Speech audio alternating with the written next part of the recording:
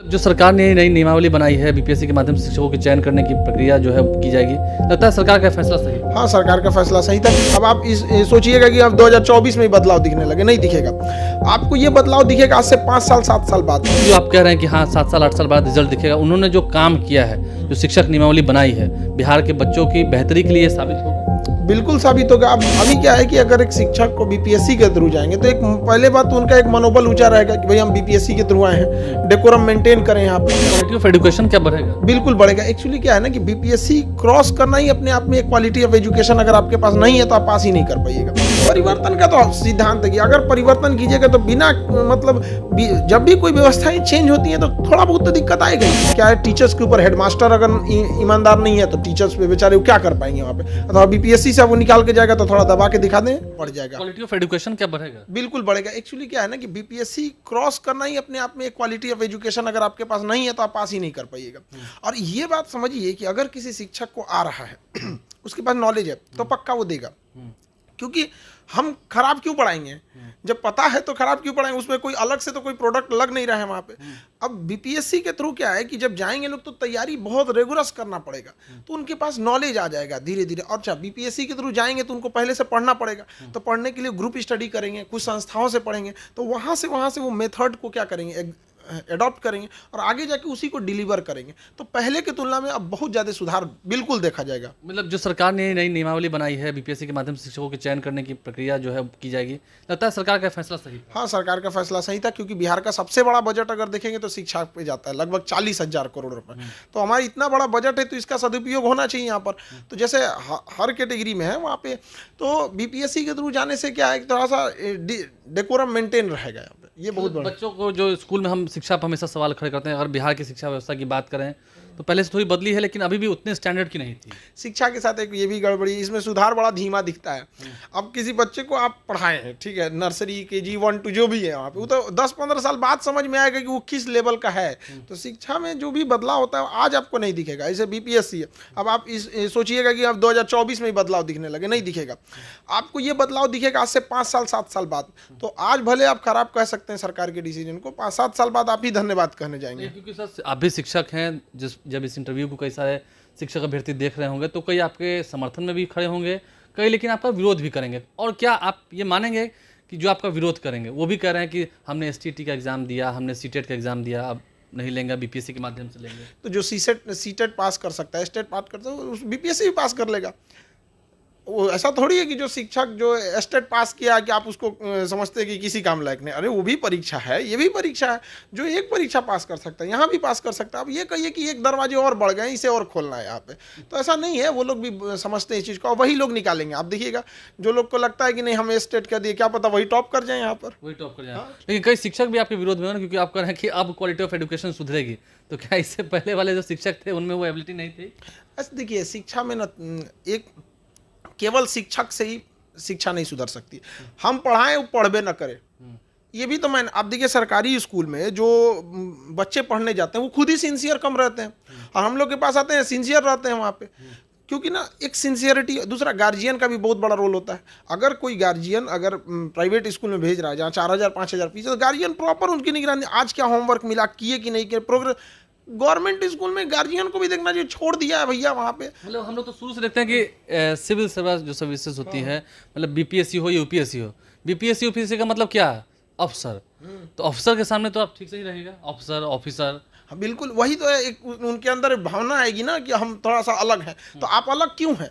आप वैसे ही बैठ के कुर्सी तुरिएगा तो आप अलग हैं, तो आपको दिखाना पड़ेगा कि आप अलग हैं। लेकिन कुछ शिक्षकों के चलते भी बिहार की शिक्षा व्यवस्था की किरकिरी हुई है, आप मानते हैं ना?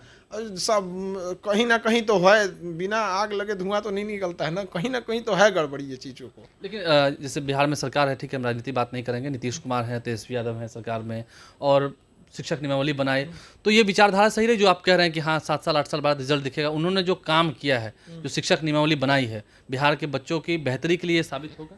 बिल्कुल साबित होगा। अब देखिए, बीपीएससी से अगर कोई पास करके आ रहा है, इट मीन्स उसके पास स्टैंडर्ड जो है वो पहले जो नियमावली थी उस हिसाब से स्टैंडर्ड तो बढ़ा रहेगा।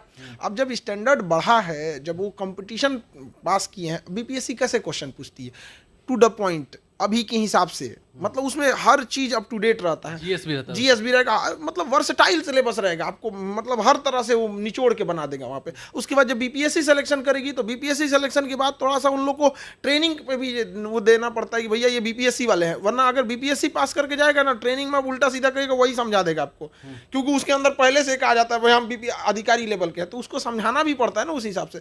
तो वो जब स्कूल में जाएगा ना तो उनको कई बार ऐसे होता है स्कूल के ऊपर क्या है, टीचर्स के ऊपर, हेडमास्टर अगर ईमानदार नहीं है तो टीचर्स पे बेचारे वो क्या कर पाएंगे वहाँ पे। अथवा बीपीएससी से वो निकाल के जाएगा तो थोड़ा दबा के दिखा दें, वहाँ पे भी आएगा। तो एक ये धीरे धीरे इसका आप देखिएगा कि आप हम ये कह सकते हैं कि 5-7 साल बाद आके आप ये कहिएगा कि हम आपके पास इंटरव्यू लिए थे, आप गए थे, 5-7 साल बाद सुधार दिखेगा, तो पक्का सुधार दिखेगा। परिवर्तन से हमेशा होता है कि लोगों को तकलीफ होती है, और इस परिवर्तन से परिवर्तन का तो सिद्धांत है कि अगर परिवर्तन कीजिएगा तो बिना मतलब जब भी कोई व्यवस्थाएं चेंज होती हैं तो थोड़ा बहुत तो दिक्कत आएगा ही। आलोचना सुनना पड़ेगा। हाँ बिल्कुल सुनना पड़ेगा, और आलोचना से ही अब देखिए जो शिक्षक का कहना है वो चीज़ें इसमें भी इम्प्लीमेंट होंगी। अब जैसे वहाँ पे भी उनका एक एग्जाम पास कर लिए, इसको भी वो पास करेंगे, वही लोग पास करेंगे, बल्कि एक नॉर्मल विद्यार्थी की तुलना में, एक नॉर्मल कैंडिडेट की तुलना में वो लोग के पास एक एज है कि भाई उन्होंने एक पास कर रखा है परीक्षा, तो वो लोग बिल्कुल कर लेंगे इसको।